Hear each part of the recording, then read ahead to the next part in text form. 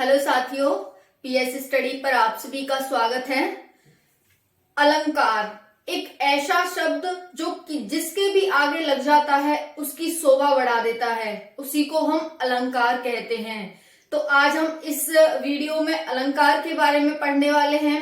अलंकार क्या होता है, अलंकार कितने प्रकार के होते हैं और अलंकार के क्या क्या उनकी परिभाषाएं होती हैं और किस आधार पर हम पहचाने कि ये कौन सा अलंकार है। तो सिर्फ एक वीडियो में आपके सारे डाउट होते हैं, जो भी अलंकार से रिलेटेड सारे डाउट आपके क्लियर होने वाले हैं। आपको वीडियो को पूरा देखना होगा, ध्यान से देखना होगा, सोचना होगा, समझना होगा कि अलंकार क्या होता है, अलंकार के कितने प्रकार होते हैं और किस तरह से हम पहचानेंगे कि ये कौन सा अलंकार है। तो देखेंगे आज हम इस वीडियो में। पहले हम अलंकार क्या है ये बात करते हैं, फिर हम जब बात करेंगे तो हम देखेंगे कि अलंकार को हम किस तरह से सॉल्व कर रहे हैं, किस तरह से समझ रहे हैं, और जब हम अंत में देखेंगे कि अलंकार को हमने किस तरह से समझा।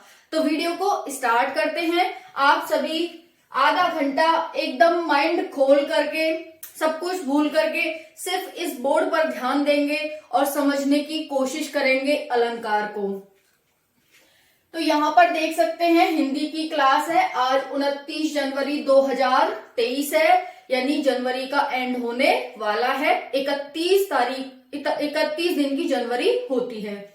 ओके, तो हम देखते हैं यहाँ पर अलंकार। अलंकार को इंग्लिश में ऑर्नामेंट्स कहते हैं। क्या कहते हैं? ऑर्नामेंट्स। ऑर्नामेंट्स का ही मतलब होता है आभूषण। ठीक है, तो अलंकार का दूसरा जो रूप है, दूसरा अर्थ है, वो आभूषण है। ओके, अलंकार को इंग्लिश में ऑर्नामेंट्स कहते हैं, यानी कि अलंकार काव्य का एक श्रृंगार है।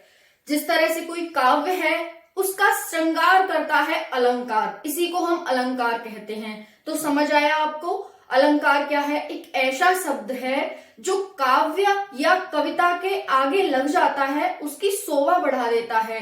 कविता या काव्य के साथ लग जाता है तो उसकी शोभा बढ़ा देता है, इसी को हम अलंकार कहते हैं। तो क्या है अलंकार, और अच्छे से जानने की कोशिश करते हैं। अलंकार अलम धातु से बना है। किससे बना है? एक अलम धातु से अलंकार का निर्माण हुआ है, जिसका अर्थ होता है आभूषण। तो अलंकार का अर्थ क्या होता है? आभूषण। अलंकार अलम धातु से बना है और अलम धातु का जो अर्थ होता है वो आभूषण होता है। ओके, इसकी व्याख्या देखते हैं और समझने की कोशिश करते हैं कि अलंकार क्या है। तो देखो, काव्य या कविता की शोभा बढ़ाने वाला शब्द अलंकार है। काव्य या कविता की शोभा बढ़ाने वाला शब्द ही अलंकार है। फिर आप देख सकते हैं, जैसे समझते हैं कि कैसे ये शोभा बढ़ाता है। जिस प्रकार स्वर्ण के आभूषण पहनने से किसी महिला शोभायमान हो जाती है, उसी प्रकार अलंकार से काव्य या कविता भी शोभायमान हो जाता है या हो जाती है। काव्य होगा तो हो जाता है, कविता होगी तो हो जाती है। स्त्रीलिंग पुल्लिंग आप ध्यान रखेंगे यहाँ पर। तो इस तरह से अब हमने यहाँ पर जो अलंकार है उसके बारे में क्या देखा, एक बार कंक्लूड कर लेते हैं सबको। हमने देखा अलंकार को इंग्लिश में ऑर्नामेंट कहते हैं। अलंकार का अर्थ होता है आभूषण। ओके, अब अलंकार अलम धातु से बना है, जिसका अर्थ आभूषण होता है। अलंकार काव्य या कविता की शोभा बढ़ाता है, उसी को हम अलंकार कहते हैं। यानी अलंकार एक ऐसा शब्द है जो काव्य या कविता की शोभा बढ़ाता है। जिस प्रकार एक स्त्री, एक महिला स्वर्ण के आभूषण पहन के शोभायमान हो जाती है, उसी प्रकार जब काव्य के साथ अलंकार लग जाता है तो काव्य भी शोभायमान हो जाता है। जब कविता के साथ अलंकार लग जाता है तो कविता भी शोभायमान हो जाती है। अब आपको एकदम क्लियर हो गया होगा कि ये अलंकार है क्या। ए से लेकर जेड तक जो ये अलंकार क्या है ये क्लियर हो गया होगा। अब हम नेक्स्ट देखते हैं। संस्कृत के अलंकार संप्रदाय के प्रतिष्ठापक आचार्य दंडी ने कहा है, ये संस्कृत के अलंकार संप्रदाय के प्रतिष्ठापक हैं। कौन? आचार्य दंडी। इन्होंने क्या कहा है? आचार्य दंडी ने इन्होंने कहा है कि काव्य शोभाकरान धर्मान अलंकारान प्रचक्षते। ठीक है, दोबारा देखते हैं। संस्कृत के अलंकार संप्रदाय के प्रतिष्ठापक आचार्य दंडी ने कहा है, काव्य शोभाकरान धर्मान अलंकारान प्रचक्षते। इसका अर्थ क्या होता है? क्योंकि ये एक संस्कृत के अलंकार संप्रदाय के प्रतिष्ठापक थे, तो इन्होंने संस्कृत में कह दिया। अब हम इसका हिंदी में अर्थ देखेंगे, क्योंकि हमें तो इतनी संस्कृत आती नहीं है, हम तो संस्कृत के विद्वान हैं नहीं। तो इसका हिंदी अनुवाद देखने की कोशिश करते हैं और समझने की कोशिश करते हैं कि आचार्य दंडी ने ये संस्कृत में क्या कह दिया है ना। तो देखो, इन्होंने कहा है कि काव्य के शोभाकारक धर्म गुण ही अलंकार कहलाते हैं। काव्य के जो शोभाकारक हैं धर्म और गुण, वही अलंकार कहलाते हैं। Is that clear? तो जो शोभाकारक है धर्म और गुण, वही उसके अलंकार माने जाते हैं। किसके? काव्य के। अब यहां पर देखते हैं नेक्स्ट, हिंदी के कवि केशव दास एक अलंकारवादी कवि हैं।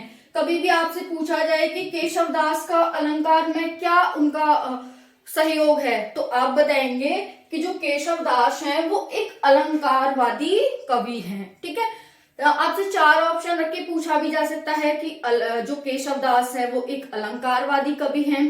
केशव दास एक संस्कृत एक हमारे जो है संस्कृत अलंकार संप्रदाय के प्रतिष्ठापक कवि हैं। और भी 2-4 क्वेश्चन ऐसे दे देंगे ऑप्शन, और उसमें से पूछ लेंगे। तो ध्यान रखेंगे यहाँ पर कि जो केशव दास हैं वो एक अलंकारवादी कवि माने जाते हैं।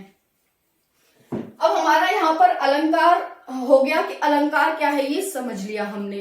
अब हम यहाँ पर देखेंगे अलंकार के प्रकार। अलंकार के प्रकार, इसके 3 प्रकार होते हैं अलंकार के। पहला है शब्दालंकार, दूसरा है अर्थालंकार और तीसरा है आधुनिक या पाश्चात्य अलंकार। 3 प्रकार हो गए। पहला शब्दालंकार, दूसरा अर्थालंकार और तीसरा आधुनिक या पाश्चात्य अलंकार। शब्दालंकार के 5 भेद होते हैं, अर्थालंकार के 51 भेद होते हैं और आधुनिक या पाश्चात्य अलंकार के 3 भेद होते हैं। तो आपको इतना क्लियर हो गया यहाँ पर कि अलंकार क्या है, अलंकार के कितने प्रकार होते हैं और फिर जो प्रकार होते हैं उनके कितने सब प्रकार होते हैं। ओके, यानी उप प्रकार होते हैं। अब हम यहां से एक एक करके अलंकार के प्रकार उठाएंगे और फिर उनको देखने की कोशिश करेंगे कि हम क्या इनकी पहचान होती है, कैसे इनके एग्जाम्पल होते हैं, जिसके माध्यम से हम पहचाने। क्योंकि एग्जामिनर हमें एक पंक्ति देगा, एक दोहा देगा, एक काव्य देगा, एक कविता देगा, उसमें से हमें पहचानना होगा कि ये कौन सा अलंकार है। तो देखो, पहला हम देखते हैं शब्दालंकार। शब्दालंकार, इससे आपको क्या समझ आ रहा है? ये क्या है शब्दालंकार? कुछ समझ आ रहा है? चलो समझने की कोशिश करते हैं कि ये शब्दालंकार क्या है। ये कह रहा है कि जो शब्दालंकार है वो शब्द पर आश्रित अलंकार है, यानी एक ऐसा अलंकार जो शब्द पर आश्रित है, उसी को हम शब्दालंकार कहते हैं। तो ये हो गया हमारा शब्दालंकार क्या है। तो ऐसा अलंकार जो शब्द पर आश्रित हो, हमें कोई शब्द दे रखा हो, उस पर ही पूरा जो अलंकार है वो आश्रित हो, उसी को हम शब्दालंकार कहते हैं, मतलब पूरा। अब मैं आपसे एक क्वेश्चन पूछती हूँ कि क्या आपको अ से ज्ञान तक जो हमारी वर्णमाला होती है, क्या वो आपको आती है? अगर यस तो कमेंट सेक्शन में कमेंट करना, क्योंकि जब आप कोई भी हिंदी का एग्जाम देते हैं और अ से ज्ञ तक वर्णमाला नहीं आती, तो वो आपको बहुत ही कंफ्यूज करती है हिंदी को समझने में, हिंदी को पढ़ने में। तो ये 2 क्वेश्चन का आंसर आप कमेंट सेक्शन में कमेंट करेंगे। वैसे यहाँ पर मैं बता देती हूँ कि व्यंजन क्या होते हैं। तो ऐसे वर्ड होते हैं जिनका स्वर की सहायता से उच्चारण होता है, उन्हीं को हम व्यंजन कहते हैं। अर्थ शब्दालंकार देखते हैं। यहाँ पर शब्द पर आश्रित अलंकार को हम शब्दालंकार कहते हैं। उसके बाद ये अलंकार के भेद हैं, प्रकार हैं। इधर आपको लक्षण, विशेषता या पहचान दे रखी है, इधर आपको उदाहरण दे रखे हैं। ठीक है, तो उधर उदाहरण से आप अच्छे से और समझ सकते हैं अलंकार को। पहला है अनुप्रास अलंकार। पहला कौन सा है? अनुप्रास अलंकार। अब इसकी पहचान क्या है, कैसे पहचानेंगे हम अनुप्रास अलंकार है? तो देखो इसमें क्या होता है कि व्यंजन वर्णों की आवृत्ति होती है। ठीक है, व्यंजन वर्णों की आवृत्ति होती है।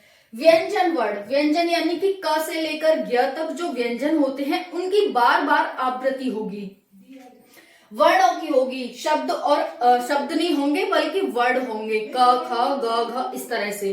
तो इनकी जो आवृत्ति होगी वो अनुप्रास अलंकार में होगी। जैसे एग्जाम्पल देखते हैं, इससे समझने की कोशिश करना। बंदौ गुरु पद पदम परागा, सुरच सुबास सरस अनुरागा। ठीक है, बंदौ गुरु पद पदम परागा, सुरच सुबास सरस अनुरागा। अभी आपको एक उदाहरण दे दिया, ठीक है, एक काव्य की पंक्ति दे दी। अब इसमें क्या है, हम कैसे पहचानेंगे कि अनुप्रास अलंकार है? तो इसमें देखो यहाँ पर पद और यहाँ पर भी पद, यानी कि पद की प और द, प और द, प एक वर्ड है, द एक वर्ड है, प एक वर्ड है, द एक वर्ड है, तो और दोनों व्यंजन है। तो इन दोनों की यहाँ पर क्या हो रही है, बार बार आवृत्ति हो रही है। तो इसी से हमने पहचाना कि ये क्या है, एक अनुप्रास अलंकार है। वैसे यहाँ पर स और र की, स और र की, तो जब भी व्यंजन वर्णों की आवृत्ति हो जिस भी अलंकार में, उसी को हम क्या कहते हैं, अनुप्रास अलंकार कहते हैं। ठीक है, अब देखो यहाँ पर ये समझ आ गया होगा क्या होता है अनुप्रास अलंकार। अनुप्रास अलंकार के 3 भेद होते हैं, छेकानुप्रास अलंकार, वृत्त्यानुप्रास अलंकार और लाटानुप्रास अलंकार। ये लोटा है, लोटानुप्रास अलंकार। तो इसके 3 भेद होते हैं अनुप्रास अलंकार के, छेकानुप्रास अलंकार, वृत्त्यानुप्रास अलंकार और तीसरा है लोटानुप्रास अलंकार। ठीक है, इसे आप ध्यान रखेंगे। और इसकी ये क्या पहचान है, क्या उदाहरण है, ये तुलसीदास जी का एक दोहा की पंक्ति है। ठीक है, नेक्स्ट है हमारा यमक अलंकार। दूसरा क्या है, यमक अलंकार। तो ये बहुत ही इंपॉर्टेंट हैं जो अलंकार हैं, ये शब्दालंकार के भेद, अनुप्रास अलंकार, यमक अलंकार, श्रेष्ठ अलंकार, विपक्षा अलंकार। ठीक है, तो शब्दालंकार के 4 अलंकार हैं, बहुत ज्यादा इंपॉर्टेंट हैं। तो दूसरा देखते हैं यमक अलंकार। इसकी पहचान क्या होती है, इसमें क्या होता है कि शब्दों की आवृत्ति होती है। अनुप्रास में क्या हो रहा था, वर्णों की आवृत्ति हो रही थी। यहाँ पर यमक में शब्दों की आवृत्ति होती है। जैसे एक शब्द एक से अधिक बार तथा उसके अर्थ अलग अलग, यानी एक शब्द एक से अधिक बार आएगा और उन दोनों शब्दों के अर्थ भी अलग अलग होंगे। एक ही शब्द होगा, एक से अधिक बार आएगा, लेकिन उस एक शब्द के जो कई बार आया हुआ है उसके अलग अलग अर्थ होंगे। जैसे कनक कनक ते 100 गुनी, मादकता अधिकाय, बिन खाए बौराए जग, जो खाए बौराए। इस तरह से ये एक पंक्ति है किसी काव्य की। तो यहाँ पर है कनक कनक ते 100 गुनी, मादकता अधिकाय, है ना। यहाँ पर ये एक शब्द है, ये एक शब्द है, एक ही शब्द है लेकिन 2 बार आया है। तो वही कहा गया था यहाँ पर कि इसमें शब्दों की आवृत्ति होती है। आवृत्ति का मतलब होता है दोहरा, बार बार आना। तो यहाँ पर ये 2 बार आया, एक ही शब्द है लेकिन एक ही शब्द के भेद अलग अलग है, एक ही शब्द का अर्थ अलग है। एक बार कनक का मतलब सोना है तो दूसरी बार कनक का मतलब धतूरा है। ठीक है, तो इस तरह आप ध्यान रखेंगे। ये बिहारी जी की एक काव्य की पंक्ति है। तो यमक अलंकार में क्या होता है, शब्दों की आवृत्ति होती है, एक ही शब्द बार बार आता है और जो शब्द बार बार आ रहा है उस शब्द के अलग अलग अर्थ होते हैं। जैसे कि कनक कनक ते 100 गुनी, मादकता अधिकाय। नेक्स्ट है श्लेष अलंकार। इसमें क्या होता है, इसमें होता है कि एक शब्द में अधिक अर्थ होते हैं। शब्द एक होगा लेकिन उसके अर्थ बहुत सारे होंगे। जैसे रहीमन पानी राखिए, बिन पानी सब सून, पानी गए न उबरे, मोती मानुष चून। ये हमारी क्या है, एक रहीम दास जी की का दोहा की एक पंक्ति है। इसमें ये कहा गया है कि रहीमन पानी राखिए, बिन पानी सब सून, पानी गए न उबरे, मोती मानुष चून। ठीक है, तो यहां पर ध्यान रखेंगे आप। अब इसमें क्या है, हमने क्या कहा था कि यहाँ पर एक शब्द में अधिक अर्थ होंगे। तो यहाँ पर पानी एक बार यहाँ आया है, एक बार यहाँ आया है। अब एक ही अर्थ, एक ही शब्द है, उसके कितने अर्थ हैं देखो, चमक, प्रतिष्ठा और जल। तो जब पानी होता है उसको हम चमक भी कह सकते हैं, जो पानी होता है उसे हम प्रतिष्ठा भी कह सकते हैं, और जो पानी होता है उसे हम जल भी कहते हैं। ठीक है, तो श्लेष अलंकार में आप ध्यान रखेंगे कि एक शब्द में अधिक अर्थ होते हैं, और आप एग्जाम्पल क्या लेंगे, जैसे इस तरह से। ठीक है, नेक्स्ट है वीप्सा अलंकार। वीप्सा अलंकार में क्या होता है, मनोभावों को प्रकट करने के लिए शब्द दोहराना। मनोभावों को प्रकट, यानी कि मन के भावों को प्रकट करने के लिए शब्द का दोहराव होता है, उसी को हम वीप्सा अलंकार कहते हैं। जैसे राम राम, है ना, ऐसे बोलते हैं ना, राम राम, छी छी, हाय हाय, है ना, इस तरह से बोलते हैं ना, चुप चुप। जो भी इसमें दोहराव होता है शब्दों का, और जो भाव प्रकट किए जाते हैं, जैसे हमने कोई गंदी चीज देखी तो हमने बोला छी छी, ठीक है, कुछ भी आश्चर्यचकित चीज देखी तो हमने बोला राम राम, है ना, इस तरह से। तो ये क्या करता है वीप्सा अलंकार, इसमें मनोभावों को प्रकट किया जाता है, इसी को हम क्या बोलते हैं, वीप्सा अलंकार बोलते हैं। जैसे छी छी, राम राम, चुप चुप, इस तरह से इसके एग्जाम्पल होते हैं। तो यहाँ पर जगह नहीं थी तो मैंने इसके एग्जाम्पल यहीं पर डाल दी हैं, आप देख सकते हैं। तो अनुप्रास अलंकार में देखा, व्यंजन वर्णों की आवृत्ति होती है। जैसे यहाँ पर दो व्यंजन, यहाँ पर दो व्यंजन, सेम सेम आए, वैसे यहाँ पर दो व्यंजन, यहाँ दो व्यंजन, सेम सेम आए। ठीक है, फिर यहाँ पर यमक अलंकार में शब्दों की आवृत्ति, पहले में वर्णों की आवृत्ति, व्यंजन वर्णों की आवृत्ति, फिर शब्दों की आवृत्ति। जैसे कनक कनक, एक ही शब्द है लेकिन वो अधिक बार आया है और उसका क्या है, अर्थ अलग अलग है, यानी एक अर्थ के, एक शब्द के बहुत सारे अर्थ हैं। फिर आया श्लेष अलंकार। इसमें क्या होता है कि एक शब्द में अधिक अर्थ हैं, शब्द एक ही होगा लेकिन उसके अर्थ बहुत ज्यादा होंगे, जैसे पानी, चमक वगैरह, ये सब। फिर वीप्सा अलंकार, इसमें हम मनोभावों को प्रकट करते हैं। तो इस तरह से हमारा शब्द अलंकार था। इसमें ये 4 अलंकार बहुत ज्यादा इंपॉर्टेंट है, बहुत ही ज्यादा। ठीक है, तो आपको ये ध्यान से और अच्छे से पढ़ने हैं, इसकी पीडीएफ भी आपको मिल जाएगी। अब हमने पहला देख लिया शब्दालंकार, दूसरा देखते हैं अर्थालंकार। ठीक है, अर्थालंकार क्या होता है, जैसे ये वाला। ठीक है, तो अब हम यहाँ देखते हैं बी वाला, अर्थ पर आश्रित अलंकार को हम अर्थालंकार कहते हैं। जैसे पहला था शब्दालंकार, शब्दालंकार शब्द पर आश्रित अलंकार था, उसी तरह से अर्थालंकार अर्थ पर आश्रित अलंकार होता है। इसके भी एग्जाम्पल है, इसके जो उप अलंकार हैं अर्थालंकार के, वो 5 बहुत ज्यादा इंपॉर्टेंट हैं। वैसे मैंने बताया 51 इसके प्रकार हैं, लेकिन 5 से ही एग्जामिनर आपसे बार बार क्वेश्चन पूछता है, सिर्फ 5 से ही। ठीक है, तो बाकी पढ़ने की जरूरत नहीं है। उपमा अलंकार, पहला क्या है, उपमा अलंकार। उपमा देने वाले अलंकार को हम उपमा अलंकार कहते हैं। जैसे जिसमें सा आ जाए, ऐसा आ जाए, जैसा आ जाए, ज्यों आ जाए, सदृश आ जाए और समान आ जाए। अब उपमा किसकी दें, तो देखो चंद्र सा मुख, यानी कि चंद्र जैसा मुख। हमने मुख को चंद्रमा की उपमा दे दी, है ना। तो यहाँ पर क्या है, सा आया ना, तो आप इससे पहचानेंगे।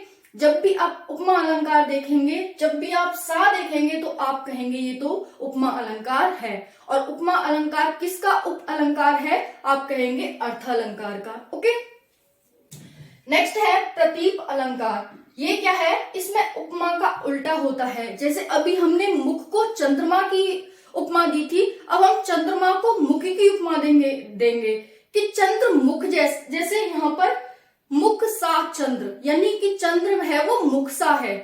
अभी हमने चंद्र सा मुख कहा था, अब हम कह रहे हैं कि मुख सा चंद्र है ना, बिल्कुल उल्टा हो जाता है। तो यहाँ पर मुख सा चंद्र, ये यहाँ पर उपमान है मुख, और चंद्र है वो उपमेय है। ओके, तीसरा आता है हमारा उत्प्रेक्षा अलंकार। देखो आपको ये ध्यान रखने हैं, एग्जामिनर आपसे ऐसे भी पूछता है कि जो उत्प्रेक्षा अलंकार है वो किसका उप अलंकार है, क्या वो शब्दालंकार का है, क्या वो अर्थालंकार का है, या फिर वो इस तीसरे वाले का है, जो मतलब ये पूछा ही नहीं जाता। लेकिन आपको ध्यान होना चाहिए कि वैसे तो शब्दालंकार अगर हम बात करें 2 प्रकार के होते हैं, लेकिन अगर हम इसे पूरी तरह से देखें तो फिर 3 प्रकार के हो जाते हैं। तीसरा है हमारा उत्प्रेक्षा अलंकार। उपमेय में उपमान की संभावना होती है। उपमेय में उपमान की संभावना, जैसे मुख मानो चंद्र है, मतलब मुख ऐसा है जैसे कि चंद्र है ना। अभी हमने क्या कहा था, चंद्र सा मुख। फिर हमने कहा था यहाँ पर कि मुख सा चंद्र। अब हम कह रहे हैं कि मुख मानो चंद्र है ना। तो यहाँ पर क्या किया हमने, उपमेय में उपमान की संभावना देखी, उपमेय में उपमान की संभावना बताई हमने। जैसे इसमें मानो, मनु, मनहु, जानो, जनु और जनहु, ये सारे शब्द आ जाए, उसी के आधार पर हम उत्प्रेक्षा अलंकार को पहचानेंगे। नेक्स्ट है रूपक अलंकार। कौन सा है नेक्स्ट हमारा, रूपक अलंकार। अब ये रूपक अलंकार क्या होता है, देखो इसमें उपमेय में उपमान का आरोप होता है। उपमेय में उपमान का आरोप होता है। जैसे मुख चंद्र है, मुख, हमने अभी तक ये वाला जो एग्जाम्पल है उपयोग नहीं किया था। मुख सा चंद्र, मुख यहां पर चंद्र सा मुख, मुख सा चंद्र, फिर मुख मानो चंद्र। अब हम यहां कह रहे हैं कि मुख चंद्र है, यानी कि मुख ही चंद्र है ना। तो यहां पर देख सकते हैं मुख चंद्र है, इसमें हम उपमेय में उपमान का आरोप लगा रहे हैं। ये निषेध रहित होता है, यानी कि इसमें नहीं वगैरह नहीं आते हैं, निषेध रहित होता है। नेक्स्ट है अतिशयोक्ति अलंकार। अतिशयोक्ति अलंकार, जैसे बात को बढ़ा चढ़ाकर कहना, उसी को हम अतिशयोक्ति अलंकार कहते हैं। जब किसी बात को हम बढ़ा चढ़ाकर कहते हैं, जैसे यह चंद्र है, यह चंद्र है, किसी को भी आपने उपमा दे दी कि ये तो चंद्र है, तो आपने बढ़ा चढ़ा करके बात को कह दिया। ठीक है, चंद्र तो एक ही है, लेकिन आपने बात को बढ़ा चढ़ा करके किसी को भी चंद्र बना दिया। ठीक है, तो यहाँ पर ये अर्थालंकार के 5 उप अलंकार थे जो मोस्ट इंपॉर्टेंट होते हैं, इन्हीं से क्वेश्चन बार बार पूछे जाते हैं। और भी बहुत सारे अलंकार हैं, 51 इसके प्रकार हैं, तो मैं वो आपको लिस्ट प्रोवाइड कर दूंगी, कम्युनिटी पे देख लेना, मिल जाएगी आपको। ठीक है, तो मैं आज ही वहां पर डाल दूंगी।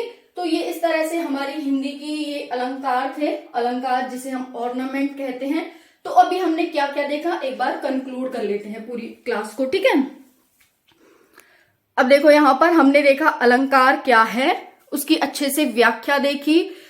फिर यहाँ पर आचार्य दंडी कौन है, इनके बारे में समझा। फिर हमने देखा केशव दास कौन है। फिर अलंकार के हमने 3 प्रकार देखे। 3 प्रकार में हमने शब्दालंकार, अर्थालंकार, आधुनिक या पाश्चात्य अलंकार। इससे क्वेश्चन नहीं पूछे जाते, तो टेंशन मत लेना। ठीक है, इसके 5 प्रकार होते हैं शब्दालंकार के, अर्थालंकार के 51 प्रकार होते हैं। फिर यहाँ पर हमने शब्दालंकार देखा और फिर उसके प्रकार देखे। फिर यहाँ पर हमने अर्थालंकार देखा और उसके प्रकार देखे। तो इसको आपको ध्यान से देखना है, समझना है कि उपमा अलंकार क्या है, प्रतीक अलंकार क्या है, कैसे हम पहचानेंगे। तो इन सब से आप और भी एग्जाम्पल बना सकते हैं। चंद्र सा मुख, जैसे जो हो नहीं सकता हम वो भी बनाते हैं ना, तो इनको ही अलंकार कहते हैं। यानी कि किसी के आगे लगा दो तो एकदम शोभा बढ़ जाए, है ना, उस तरह से। तो बताना वीडियो कैसी लगी आपको कमेंट सेक्शन में। ओके, और ज्यादा से ज्यादा लाइक करना, शेयर करना, सब्सक्राइब करना, और मैं और भी अच्छी आपके लिए वीडियो बनाऊं। ठीक है, मिलते हैं नेक्स्ट क्लास में। जय हिंद, जय भारत।